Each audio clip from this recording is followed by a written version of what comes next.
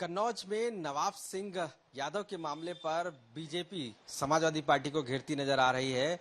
आरोप में भले पुलिस ने गिरफ्तार कर लिया हो और आगे की कार्रवाई की जा रही हो, लेकिन जो कनेक्शन है उसको लेकर लगातार बात कही जा रही है। समाजवादी पार्टी के नेता फखरुल चांद हसन हमारे साथ मौजूद हैं।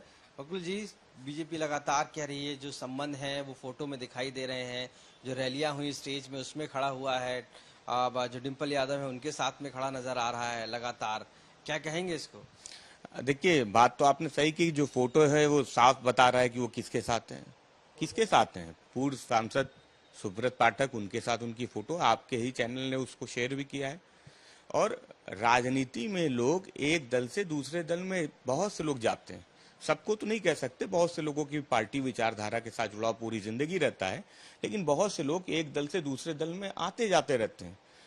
भारतीय जनता पार्टी के सांसद एसपी सिंह बघेल नेताजी के ओएसडी हुआ करते थे, आज वो भारतीय जनता पार्टी से सांसद हैं। तो सवाल ये है कि फोटो से आप क्या साबित कर सकते हैं? वो नवाब सिंह जिसको 2019 के लोकसभा के चुनाव के बाद पार्टी विरोधी गतिविधियों में शामिल होने के कारण पार्टी से स्वयं भी उसने किनारा कर लिया था, और वो उनकी जो गतिविधियां थी वो भारतीय जनता पार्टी में थी। भारतीय जनता पार्टी के सांसद के साथ वो मंच शेयर करते थे, कार्यक्रमों में जानते थे, और आज उल्टा चोर कोतवाल को टाका। कई फोटोज में जो इंडिया अलायंस की राहुल गांधी हैं, कांग्रेस के नेता, और उसमें भी देखा गया है। तो ये हाल ही के इलेक्शंस के हैं, तो ऐसे में क्या वो टच में था समाजवादी पार्टी का? और कहा जाता है मिनी सीएम की जैसा था वो लगातार, चाहे वो डिम्पल यादव के संपर्क में रहा हो, अखिलेश जी के संपर्क में रहा हो। देखिए, समाजवादी पार्टी एक लोकतांत्रिक पार्टी है जिसमें नेता कार्यकर्ता अपने नेता से मिलते रहते हैं। जहां तक लोकसभा चुनाव में उनके समाजवादी पार्टी की तरफ दिखने का सवाल है, तो 19 से लेके 24 तक नवाब सिंह भारतीय जनता पार्टी के संपर्क में रहे, सुब्रत पाठक के साथ रहे। जब आदरणीय अखिलेश यादव जी 24 में चुनाव लड़ने गए तो बहुत से लोग राजनीतिक लाभ के लिए वहां पे जो भारतीय जनता पार्टी के थे या साजिश करके साजिशन समाजवादी पार्टी में आए थे। जो 19 में भीतरघात किया था, 24 में भी भीतरघात करना चाहते थे, लेकिन समाजवादी पार्टी सतर्क थी ऐसे लोगों से, ऐसे बनावटी लोगों से। इसलिए जहां तक उनकी तस्वीरों का सवाल है, तस्वीरें उनकी भारतीय जनता पार्टी के लोगों के साथ भी, भारतीय जनता पार्टी के कार्यक्रमों की भी हैं। तस्वीरें कुछ नहीं कहती। क्या अब डीएनए टेस्ट की भी बात हो रही है? आपको लगता है अयोध्या में जिस तरीके से अब कन्नौज में कहीं ना कहीं बीजेपी लगातार ये मुद्दा उठा रही है और कह रही है कि समाजवादी पार्टी का जो चरित्र और जो चाल है वो दोनों अलग है? देखिए, भारतीय जनता पार्टी का चरित्र और चाल क्या है? बलात्कारियों के मुकदमे वापस लेना, बलात्कारियों के पैरोल लेना, बलात्कारियों की सजा माफ कर देना, बलात्कारी यौन उत्पीड़न के आरोपियों का बचाव करना, ये भाजपा का चरित्र, समाजवादियों का चरित्र नहीं है। और भारतीय जनता पार्टी समाजवादी पार्टी को बदनाम करना चाहती है, एक नैरेटिव सेट करना चाहती है। जिस काम में भारतीय जनता पार्टी लगी हुई है, साजिश कर रही है समाजवादी पार्टी को बदनाम करने की।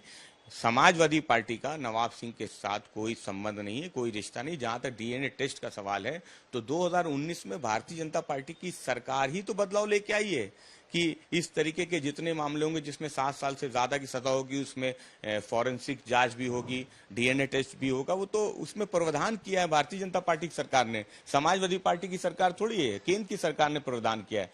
तो वो कानून है, कानून अपना काम करता है, उस पर समाजवादी पार्टी कोई टिप्पणी नहीं करनी। आप लोग डीएनए टेस्ट की मांग कर रहे हैं? नहीं, कोई हम क्यों कहेंगे डीएनए टेस्ट? आप देखिए, सवाल ये है कि भारतीय जनता पार्टी गुमराह करती है। भारतीय जनता पार्टी की केंद्र की सरकार ने 2023 में कानून में बदलाव किया कि अगर कोई बलात्कार की घटना होगी तो उसमें 7 साल से ज्यादा की सजा है, तो उसमें डीएनए टेस्ट अनिवार्य होगा। ये हम थोड़ी कह रहे हैं, ये हमारी मांग थोड़ी हो सकती है। कानून में कोई मांग नहीं होती। कानून में ये बदलाव भारतीय जनता पार्टी की सरकार ने किया है, केंद्र की सरकार ने किया है, और कानून अपना काम कर रहा है। इसमें समाजवादी पार्टी क्या मांग करेगी? तो फखरुल चांद हसन साफ तौर से मानना है कि तस्वीरें भले ही समाजवादी पार्टी के साथ हों, लेकिन इसके बावजूद बीजेपी के नेताओं के साथ भी लगातार वो तस्वीरें हैं जिसमें नवाब सिंह देखा जा सकता है, और ये बीजेपी की साजिश है, और यही वजह है कि नवाब सिंह को इस तरीके से दिखाया जा रहा है। लखनऊ से कैमरा पर्सन गौरव गुप्ता के साथ आशीष श्रीवास्तव, आज तक। उत्तर प्रदेश में उपचुनाव है और ऐसे में समाजवादी पार्टी, बीएसपी, बीजेपी सभी ने अपने तैयारी पूरी की है, जिम्मेदारी दे दी है कई नेताओं को, और चाहे वो मिल्कीपुर की सीट हो या मुरादाबाद की सीट हो, सब जगह अब तैयारी शुरू होगा। आखिर किस तरीके से जो बीजेपी ने अपने कैंडिडेट उतारे हैं, वहीं कांग्रेस ने भी अपने 10 पर्यवेक्षक उतार दिए हैं। समाजवादी पार्टी का क्या कहना है, उसे पूछते हैं। फकरुल जी, जिस तरीके से पर्यवेक्षक उतारे हैं कांग्रेस ने, बीजेपी ने भी अपनी तैयारी कहीं ना कहीं, बीएसपी ने भी, समाजवादी पार्टी अपने आप को कहाँ देखती है, क्योंकि तैयारी सभी दल के है? देखिए, समाजवादी पार्टी ने अपने जो प्रत्याशी हैं, पीडीए के प्रत्याशी, उनकी सूची भी तैयार है। उनका जो पीडीए का हमारा फॉर्मूला है, हम उसी पे चुनाव भी लड़ने जा रहे हैं। हमने समाजवादी पार्टी ने कल जो प्रभारी थे हमारे कई विधानसभाओं के उपचुनाव के लिए, वो प्रभारी भी बना दिए। आदरणीय शिवपाल यादव जी भी हैं, आदरणीय अवधेश प्रसाद जी भी उसमें प्रभारी हैं। तो समाजवादी पार्टी की तैयारी तो भारतीय जनता पार्टी से कहीं आगे है। हमारा पीडीए का फॉर्मूला तैयार है, पीडीए के लोग तैयार हैं भारतीय जनता पार्टी को हराने के लिए। कांग्रेस ने भी अपने 10 सीटों पर पर्यवेक्षक उतारे हैं, तो आप लोगों का कोऑर्डिनेशन अभी तक बन नहीं पाया है क्या? कितनी सीटों पे लड़ना है, किस तरीके से? वो तो 10 की 10 तैयारी कर रहे हैं। कांग्रेस भी 10 सीटों पे चुनाव लड़ेगी, समाजवादी पार्टी भी 10 सीटों पे चुनाव लड़ेगी और हम मिल के चुनाव लड़ेंगे। हम एक समाजवादी सीटों पे फिर कैसे होगा चुनाव? देखिए, गठबंधन है हमारा। हम गठबंधन में जो जिम्मेदारी है कांग्रेस की, समाजवादी पार्टी की, हमारे अलायंस की, वो हमारी संयुक्त जिम्मेदारी है। कांग्रेस भी अपने प्रभारी बनाएगी उन विधानसभाओं में और समाजवादी पार्टी भी बनाएगी। और जो इंडिया गठबंधन का अलायंस होगा, जो प्रत्याशी होंगे, जो तय हो जाएगा, वो लड़ेंगे। हम समाजवादी पार्टी कांग्रेस में कोई मतभेद नहीं है। जो राष्ट्रीय नेतृत्व है समाजवादी पार्टी का, राष्ट्रीय नेतृत्व है कांग्रेस का, वो प्रत्याशी को चयन कर लेगा, पीडीए का चयन कर लेगा, पीडीए के प्रत्याशियों का चयन कर लेगा।